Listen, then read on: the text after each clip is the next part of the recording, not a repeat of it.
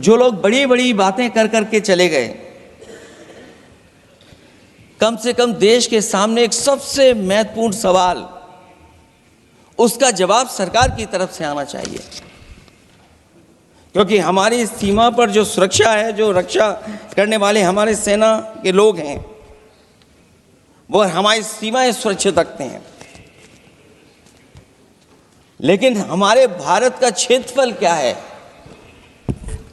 और सरकार को कम से कम ये जानकारी देनी चाहिए सदन को, देश की जनता को, कि जिस समय सरकार में ये भारतीय जनता पार्टी आई है और आज जब हम सदन में चर्चा कर रहे हैं,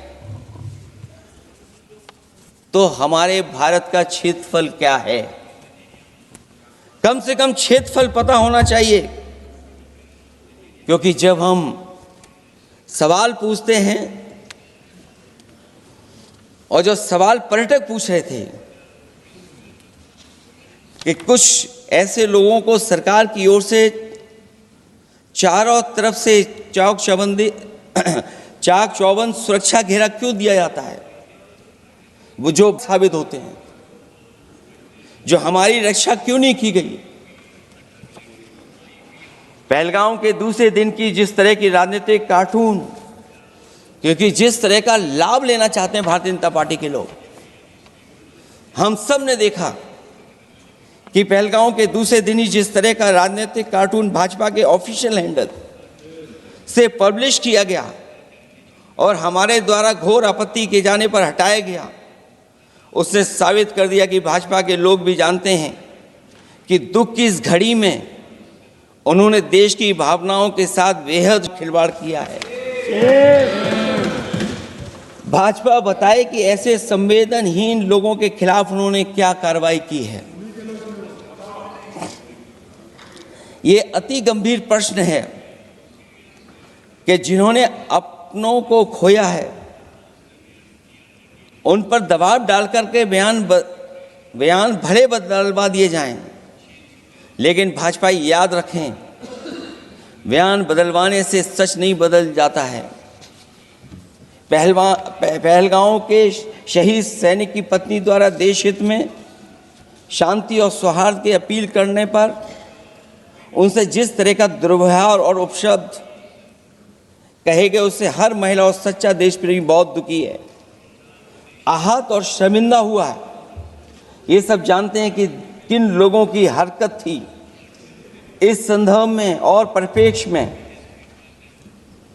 में हमने महिला आयोग को पुरजोर अपील की थी कि वो नारी की गरिमा के विरुद्ध गलत बयानी करने वालों के खिलाफ केवल शाब्दिक औपचारिकताएं न निभाएं और बल्कि सही से कार्रवाई करें, लेकिन उस पर भी कुछ नहीं किया सरकार ने।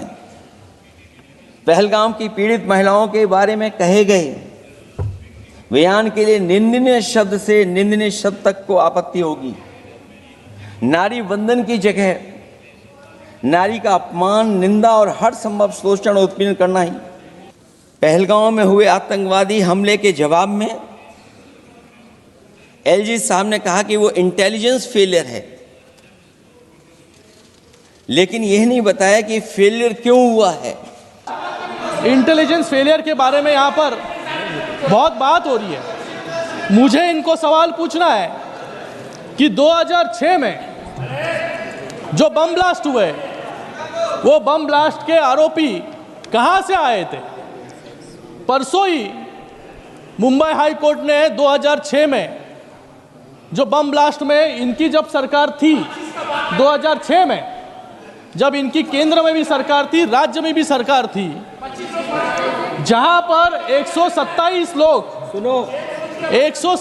लोग मारे गए, वो 127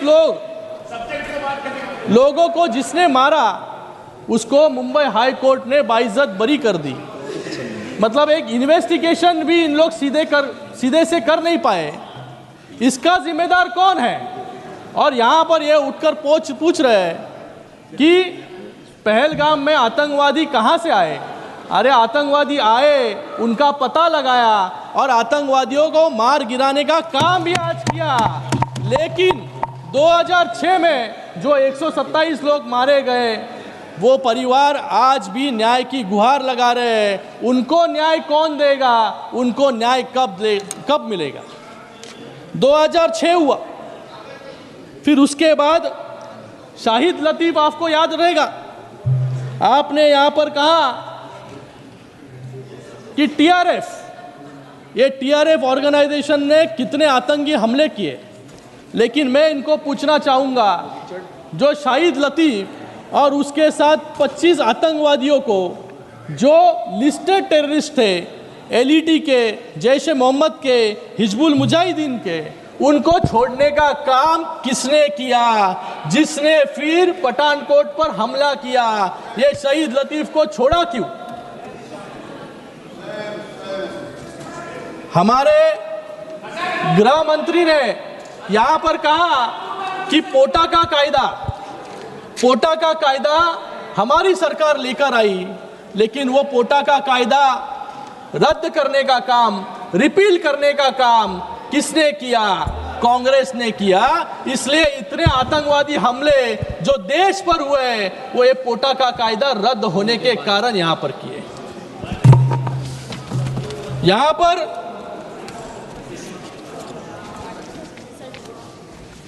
पहलगाम में जो लोग मारे गए, उनमें जो मारे गए थे, उनमें से 3 लोग मेरे कॉन्स्टिट्यूएंसी के थे। जब मैं उनको श्रद्धांजलि देने गया वहां पर, तब उनके परिवारों में मैंने देखा, परिवारों के आंखों में देखा उनके अपनों का खोने का दर्द। 3 परिवार पूरी तरह से उजड़ चुके थे। वो सवाल पूछ रहे थे कि हमें न्याय कब मिलेगा। लेकिन आज उनके परिवारों को लगा रहेगा कि आज सरकार के माध्यम से और हमारी सेना के माध्यम से उनको न्याय देने का काम जो है आज यहां पर हुआ है। आत्मा को शांति मिली आज। उन्हीं जैसे 1993 के बम ब्लास्ट में, 2006 के ट्रेन ब्लास्ट में, 26/11 के आतंकी हमले में और दिल्ली ब्लास्ट में, ये परिवार जिनके परिवारों के सदस्य जिन्होंने खोए, वो आज भी न्याय की पुकार कर रहे हैं। आज वो भी इंतजार कर रहे हैं कि उनको न्याय कब मिलेगा। ये क्यों हुआ? कांग्रेस की विफलता और फॉरेन पॉलिसी फेलियर के कारण। आज 2006 में मैंने कहा आपको, कोर्ट ने कहा लैक ऑफ एविडेंस, मतलब आप वहां पर प्रूव नहीं कर पाए कि 2006 का ट्रेन ब्लास्ट किसने कराया। इसलिए आज उनके परिवार भी न्याय की गुहार लगा रहे हैं।